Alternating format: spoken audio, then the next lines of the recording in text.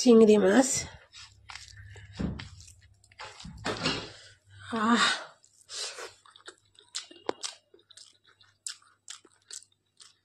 আমার রেসিপি করব, সেই রেসিপির উপকরণ: বাঁধাকপি, চিংড়ি মাছ, এদিকে বড়ি, এদিকে গোটা গোটা করে আলু, আর এদিকে কড়াইশুঁটি।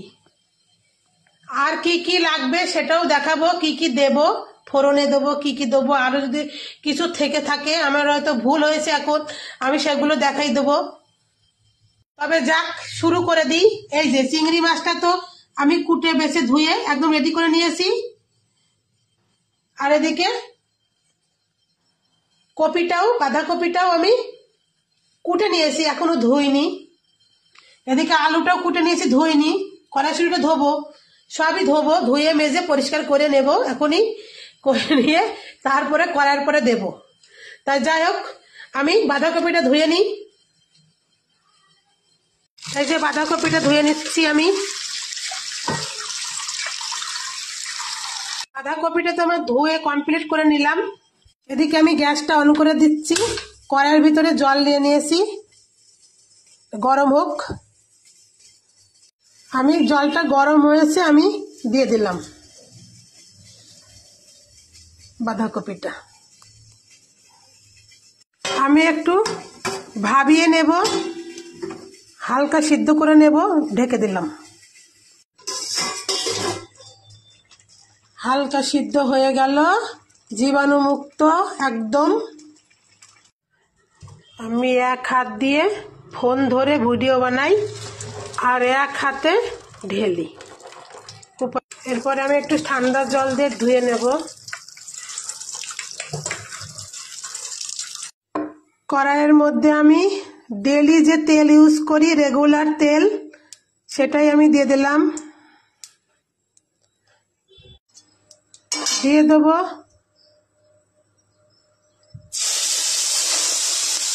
চিংড়ি মাছ,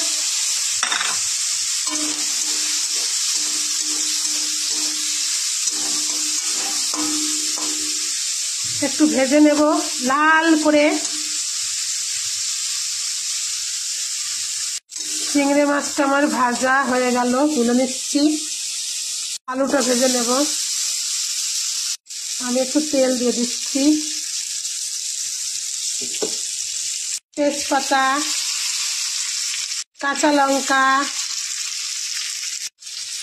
বড়ি দিয়ে দিচ্ছি ভেঙে।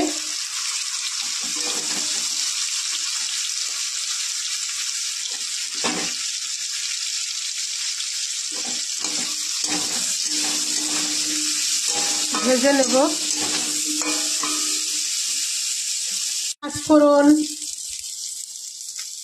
পাঁচফোড়নটাই মৌরি কম দেখা যাচ্ছে, কালো জিরেটা বেশি আছে আর মেথিটা, এই জন্য একটু মৌরি দিয়ে দিলাম আলাদা করে। কড়াইশুঁটি,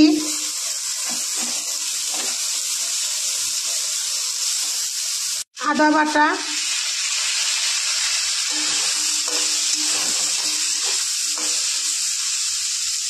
বাঁধাকপিটা দিয়ে দেব।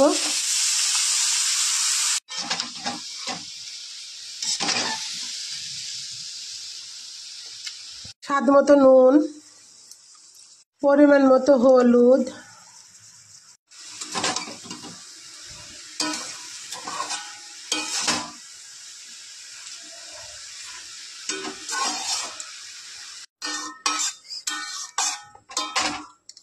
অনেকটাই জল বেরিয়ে গিয়েছে।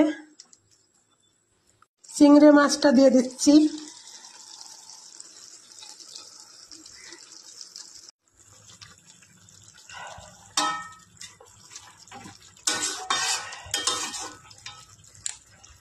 আমি একটু ঢেকে দিচ্ছি।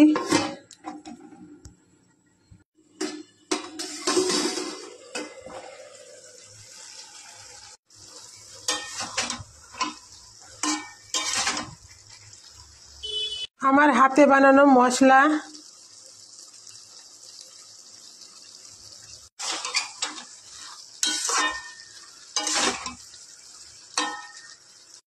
চিনি মিষ্টির জন্য,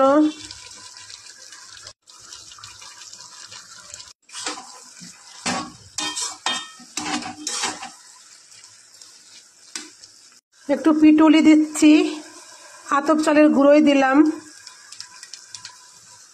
আপনারা কর্নফ্লাওয়ার দিতে পারেন। আমি কর্নফ্লাওয়ার আছে কিন্তু দিলাম না, চালের গুঁড়ো দিয়ে দিলাম, পাশে পেলাম দিয়ে দিলাম।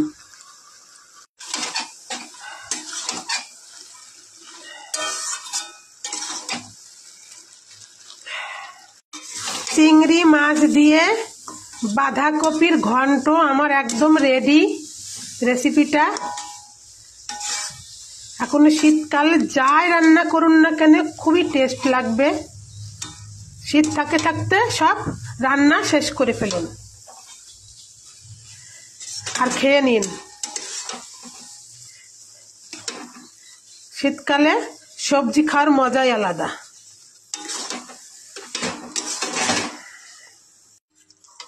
পরিবেশনের জন্য উঠিয়ে নেব।